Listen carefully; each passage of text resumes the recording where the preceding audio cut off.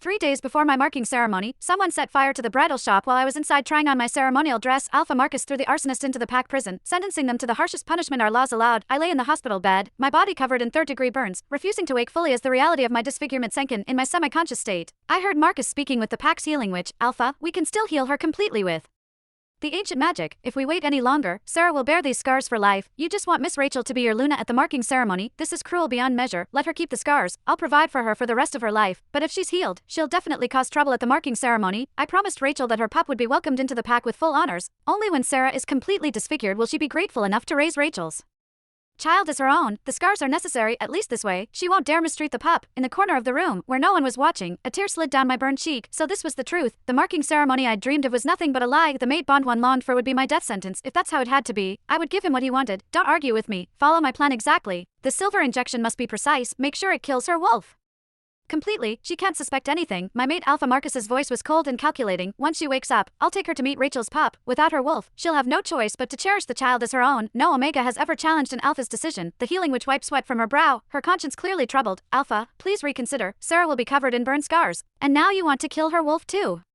This is beyond cruel. It's practically a death sentence. How will she face the pack elders as an Omega? And what about Rachel's pup? The child looks exactly like you. What if Sarah notices the resemblance? Everything will fall apart. Marcus reached out, methodically applying healing salve to my cracked lips with surprising gentleness. His voice carried a note of resigned sadness that made my heart ache despite everything. She won't notice anything. Once she becomes an Omega, she will have to stay in the pack. She cannot afford any risk of leaving the pack. I promised Rachel I would give her a magnificent marking ceremony, that I would watch our pup grow up together. Even though she's married to another Alpha now, I won't let her worry about our child's future. The healing witch sighed heavily, looking at my pale face on the hospital bed. Sarah is a good wolf. You grew up together in this pack. Why are you choosing that? Never mind. If you're determined to do this, then proceed.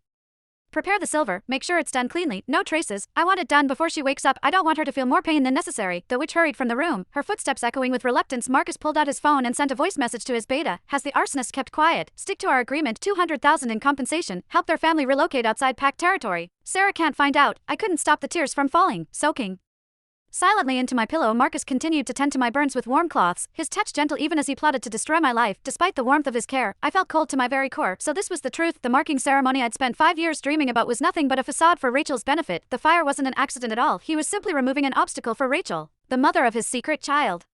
Everything I believed about our happiness together had been nothing but an illusion, lies and betrayal. That was the real foundation of our relationship. I struggled to open my eyes against the heaviness of sedation, but before I could fully wake, I felt another needle pierce my skin, this time carrying something far worse than just anesthesia. Before they wheeled me into the treatment room, Alpha Marcus pressed a gentle kiss to my forehead. Be brave, little one. It will be over soon, Sarah.